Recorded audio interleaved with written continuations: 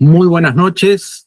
En primer lugar, quiero agradecer al comité organizador de la 22ª reunión de actualización terapéutica por esta gentil e inmerecida invitación. En particular a los coordinadores generales, el doctor Jaime Piquero Martín y el doctor Ricardo Pérez Alfonso, por su amabilidad. Voy a hablar sobre bartonelosis, verruga peruana, una enfermedad con historia. Soy el doctor Manuel del Solar, médico dermatólogo de Lima, Perú. La agenda que vamos a utilizar es de 3 puntos: bartonelosis, descripción y generalidades, aspectos históricos de la enfermedad, y por supuesto hablaremos de la epidemiología clínica y tratamiento de la enfermedad de Carrión. No tengo ningún conflicto de intereses para esta presentación. Y de iniciar mencionando que las bartonelosis son un amplio grupo de enfermedades infecciosas emergentes y reemergentes, metaxénicas, como la fiebre de las trincheras, o zoonóticas, como el arañazo del gato. Las manifestaciones clínicas varían dependiendo de la bartonela involucrada y de la situación inmunológica del paciente. La sospecha clínica, la rapidez del diagnóstico y el inicio precoz del tratamiento pueden conducir a una evolución favorable. Los gérmenes del género Bartonella son bacilos gram negativos, aerobios, pleiomórficos, de crecimiento lento y difícil cultivo, mayormente transmitidos por vectores biológicos, razón por la que se considera enfermedad metaxénica. Incluye diversas especies, a la fecha son 45, y aunque varias pueden causar enfermedad humana, 3 son de especial interés médico. Bartonella bacilliformis, responsable de verruga peruana y fiebre de Noroya; Bartonella henselae, enfermedad por arañazo del gato; y la fiebre de las trincheras provocada por Bartonella quintana, estas 2 últimas también responsables de esta entidad angiomatosis bacilar. Excepto Bartonella bacilliformis, que está circunscrita a ciertos valles andinos sudamericanos, el género Bartonella está ampliamente distribuido en toda la geografía terrestre. La distribución de Bartonella bacilliformis guarda relación con la del vector, la luxomia, que es un flebótomo hematófago con actividad alimentaria crepuscular, y es conocido en las zonas endémicas como titira, manta blanca, mosca de la arena o sandfly en el término inglés. Las otras especies tienen otros vectores biológicos, como el Pediculus humanus corporis para la Bartonella quintana, o la Bartonella henselae por la mordedura o arañazo del gato a través de la saliva o la sangre de animales, y, como no, también la picadura de las pulgas, aunque menos frecuentemente. La fisiopatología de esta entidad es compleja, con un rasgo común a todas: el tropismo por hematíes y células endoteliales.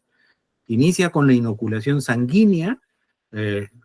Los gérmenes desaparecen aproximadamente 72 horas de la inoculación para realizar la multiplicación en el endotelio vascular, y reaparecen en sangre entre el 4º y 5º día.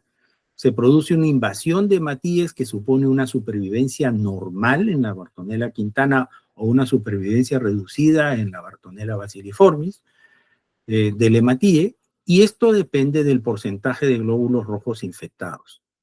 Adicionalmente, se produce la infección de células endoteliales con producción de factores mitogénicos y vasoproliferación. Bartonella henselae y quintana producen sustancias antiapoptóticas y liberan el factor de crecimiento de endotelio vascular. Finalmente, hay producción de citoquinas proinflamatorias como interleuquina 6 e interleuquina 8, y, como no, una acción antiinflamatoria por la interleuquina 10 para disipar la acción del sistema inmune. Desde el punto de vista histórico, se conoce a la verruga peruana desde culturas precolombinas. Hay evidencia de lesiones verrucosas en ceramios y máscaras que muestran la fase crónica de la enfermedad. Culturas mochica y chimú en el Perú, como Jama Coaque en Ecuador y Capulina Niño en Colombia. Vemos las imágenes con las lesiones gráficas en estas máscaras. que nos hacen sospechar de esta entidad. Pedro Pizarro en 1531 y Garcilaso de la Vega posteriormente describen una enfermedad con verrugas que afectó a los soldados españoles que llegaron por primera vez a Coaca y Puerto Viejo, que son áreas costeras de Ecuador. Miguel de Estete en 1540, cronista oficial militar, describe la historia natural de la enfermedad con dos fases: fiebres debilitantes, que es como se denominaron en aquel entonces, y luego verrugas con sangre. En 1870 se inició en el Perú la construcción del ferrocarril transandino entre Lima, la capital, y La Oroya, una ciudad a 4.000 metros sobre el nivel del mar que era muy visitada por las ingentes cantidades de mineral y que debía ser traído hasta la costa, y ese traslado demoraba mucho, cargado en... Por lo tanto, el tren fue fundamental y Enrique Meigs, un ingeniero inglés, fue el que desarrolló la idea y desarrolló el proyecto en el que participaron 10.000 obreros. El 50% fue de procedencia china y el otro 50% latinoamericanos y nativos de la zona.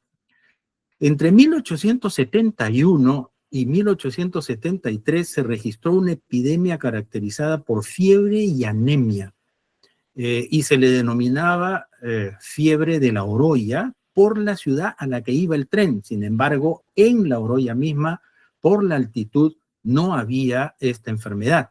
Sin embargo, por el destino es que se le denominó fiebre de La Oroya. Estas son las imágenes de los valles y de las quebradas en la zona andina por la que tenían que discurrir las líneas del tren, y la construcción fue bastante laboriosa, con exposición a intemperie y a dormir en esas condiciones al aire libre en muchos casos de muchos de los trabajadores. Como consecuencia, murieron más de 7.000 personas, hay versiones que mencionan más de 10.000, la mayoría trabajadores de la ferrovía. Muchos de los sobrevivientes de esta condición desarrollaron luego las verrugas. Aquí tengo que hacer un homenaje al doctor Ricardo Espinal Orellana, nacido en 1826 en Caracas, médico de profesión y discípulo de los doctores José Vargas y Eliseo Acosta, que realizó sus estudios de perfeccionamiento en Francia y luego emigra al Perú en 1863, revalidando su título doctoral en la Facultad de Medicina de San Fernando de la Universidad Nacional Mayor de San Marcos, la Mexicana de América. En 1871, estando en el Perú, trabaja como cirujano y obstetra en la clínica Maison de Santé, clínica que aún hoy sigue sirviendo a la población en Lima, y fue el primero en emitir la hipótesis: la verruga eruptiva y la fiebre grave de La Oroya eran la misma enfermedad, defendiendo la teoría unicista de la enfermedad con los doctores Manuel Odriozola y Mariano Macedo, peruanos, porque existía otra teoría en la que se mencionaba que eran enfermedades totalmente distintas provocadas por factores diferentes. Esta teoría luego sería ampliamente confirmada, la teoría unicista de la misma enfermedad, por el experimento de Carrión en 1885, por el descubrimiento del germen por Barton y por los estudios modernos sobre esta enfermedad con el desarrollo de la bacteriología. Daniel Alcides Carrión en 1850 nace en la ciudad de Cerro de Pasco, muy cerca a la zona de La Oroya, y como estudiante escolar en Lima y luego universitario, viajaba con frecuencia hacia su ciudad natal, y en el camino observaba personas con la enfermedad de las verrugas. El enigma de la enfermedad y su origen cautivó al joven estudiante de medicina sanfernandino, motivándolo a la investigación, y decidió experimentarlo en sí mismo. Hay quienes juzgan este hecho como un acto que no debió realizarse, pero antes de exponer a otra persona decidió exponerse a sí mismo realizando este experimento. El 5 de octubre de 1885, Después de 39 días de ser inoculado con el producto de una verruga, Daniel fallece con anemia severa, demostrando que ambas condiciones son fases de la misma enfermedad. ¿Cuál era el contexto de esta situación y por qué Daniel Alcides Carrión decide realizar este experimento? Recordemos que en esa época el darwinismo social, corriente de Herbert Spencer, determinaba que habían razas superiores y esta era una práctica bastante común en 3 países fundamentalmente en Sudamérica, Brasil, Argentina y sobre todo Perú, en la que se ignoraba la capacidad y la calidad del mestizo en cualquier acción que pudiera realizarse. Y Daniel, como mestizo, se sentía motivado por dar la contra a esta situación.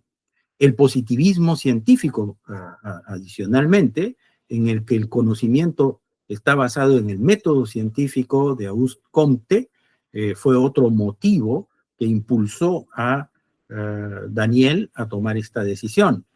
La crisis económica, por otro lado, como consecuencia de la guerra del Pacífico entre Perú y Chile, que generó un desastre económico, financiero y la falta de información que llegaba a los medios hizo que la necesidad por generar información propia lo motivara a tomar esta decisión. Y asimismo, el desarrollo biomédico de la poca información que llegaba de las teorías microbianas desarrolladas por Pasteur, Koch y Lister a través de las bacterias e infecciones fueron los motivadores principales para esta decisión. Su sacrificio le valió ser considerado mártir de la medicina peruana y cada 5 de octubre se celebra el Día de la Medicina en su memoria y esta bartonelosis hoy se denomina enfermedad de Carrión. Asimismo, Alberto Barton Thompson, figura emblemática de la medicina peruana, nació en Buenos Aires, Argentina, en 1870, de padres de ascendencia inglesa, fue el cuarto de 8 hijos y su familia emigra al Perú en 1876 y su padre funda la fábrica de agua carbonatada La Pureza, en la que Alberto tuvo que trabajar a la muerte del padre por necesidad económica como un empleado más y que esto no significó que no pudiera continuar con sus estudios, en los cuales completó en la Facultad de Medicina de la Universidad de San Marcos con una tesis a la que se tituló El germen patógeno de la enfermedad de Carrión, graduándose como médico cirujano en 1900. Fue el primero en estudiar, identificar y describir los cuerpos endoglobulares presentes en estos pacientes y relacionados con el agente causal de la enfermedad de Carrión, razón por la que luego a este germen, que se demostró que era una bacteria, se le denominó Bartonella bacilliforme en su honor. Y por lo tanto, el utilizar denominaciones, apellidos o lugares es una condición bastante frecuente, en particular en medicina. Muchas veces utilizamos estos términos, por ejemplo, enfermedad de Alzheimer, síndrome de Down o enfermedad de Carrión, y casi siempre se desconoce su valor histórico. Según el diccionario de la Real Academia Española de la Lengua, es un adjetivo y se dice del nombre de una persona o de un lugar que designa un pueblo, una época, un concepto, una unidad o un objeto, habitualmente como una forma de homenaje. Por ejemplo, Américo Vespucio, América continente. Aplicado a la medicina, designa una estructura anatómica o histológica, un signo clínico, enfermedad o síndrome, como hemos visto, enfermedad de Alzheimer o síndrome de Down. Y esto ha sido denominado con el nombre de quien lo descubrió o describió por primera vez esta característica. La eponimia, por lo tanto, es muy ilustrativa, nos hace conocer que detrás de las denominaciones existe una historia y esta nos permite recordar y evocar a un personaje, uniéndonos como médicos a una tradición y a un pasado memorable. En cuanto a la enfermedad de Carrión, desde el punto de vista epidemiológico, la transmisión natural de la infección se reduce a los valles andinos de Perú, Ecuador y Colombia, y clásicamente los nichos verrucógenos se localizan entre los 500 y 3.200 metros sobre el nivel del mar. Y aunque debido a cambios ecológicos y otras variables epidemiológicas, la enfermedad también se ha encontrado en áreas de la costa y la selva, la emergencia o reemergencia de muchas enfermedades infecciosas, incluidas las bartonelosis, en particular la enfermedad de Carrión, coincide con los ciclos del fenómeno del Niño, que es cuando se ven picos de aumento de la enfermedad en estas etapas de fenómenos climatológicos. Existe un número indefinido de portadores asintomáticos en zonas endémicas que constituyen como reservorio del agente etiológico y perpetuadores de la enfermedad de Carrión. La llegada de la enfermedad a nuevas zonas debido a la expansión de la distribución del vector sugiere la necesidad de diseñar estrategias para la búsqueda activa de casos y el control del vector. El cuadro clínico está caracterizado por un periodo de incubación de aproximadamente 21 días con 3 fases bien definidas. La fase aguda, que es febril y anémica, la fase intercalar, que es asintomática, y la fase crónica, que es la eruptiva, y constituye en la fase aguda la fiebre de Loroya y la fase crónica la verruga peruana. El cuadro clínico en la fase aguda tiene un inicio repentino con fiebre, anemia severa, linfadenopatía y otras manifestaciones que puede llegar a complicaciones como efusión pericárdica, miocarditis, endocarditis y falla multiorgánica. Hay manifestaciones oftalmológicas como la palidez palpebral, la hemorragia subconjuntival y una hemorragia peripapilar en llama, como vemos en la imagen a la derecha. Debido al grado variable de inmunodeficiencia, 1/3 de los pacientes desarrollan diversas infecciones secundarias por todos estos gérmenes, y cuando se produce la muerte que puede ocurrir en esta etapa, a menudo es secundaria a una infección en particular bacteriana enteropática, sobre todo salmonelosis entérica. La fase crónica está caracterizada por artralgias, malestar general, cefalea y sobre todo la formación de las lesiones verrucosas en piel y mucosas, que tiene estas 3 formas clínicas: miliar, que es la más pequeña, con menos de 3 milímetros de diámetro; mular, que es la más grande, que tiene aproximadamente más de 5 milímetros, con estructuras sesiles y erosionadas, sangrantes; y la forma nodular, en las superficies extensoras de brazos, piernas, que puede llegar a tejido celular subcutáneo. Para el diagnóstico, tenemos el frotis en sangre periférica con coloración de Yemsa, o el cultivo en agar columbia con sangre de carnero al 10%. Hay otros métodos que tienen una sensibilidad y especificidad mucho mayor, y sobre todo la biopsia cutánea, donde evidenciamos la proliferación de células endoteliales y la neoformación de vasos capilares. En cuanto al tratamiento, existe una para cada fase. Si es que se trata de la fase aguda, estamos sugiriendo el tratamiento. Las guías sugieren cloranfenicol o ciprofloxacina en las dosis indicadas, y en la fase eruptiva se puede realizar el tratamiento con estas 3 drogas o fármacos: streptomicina, rifampicina o ciprofloxacina. Pero también, como vemos en el cuadro, dependiendo de la edad del paciente, si es niño, si es adolescente o adulto, o si es gestante también, vamos a utilizar determinados antibióticos. Termino repitiendo la frase de Daniel Alcides Carrión, que antes de morir a sus compañeros estudiantes de medicina le dijo, refiriéndose a uno de ellos: aún no he muerto, amigo mío, ahora les toca a ustedes terminar la obra ya comenzada, siguiendo el camino que les he trazado. No quiero terminar sin anunciar, invitarlos al cuarto Teracilat que se desarrollará en la Ciudad de México del 20 al 22 de noviembre, en el que participaremos muchos de nosotros y están cordialmente invitados.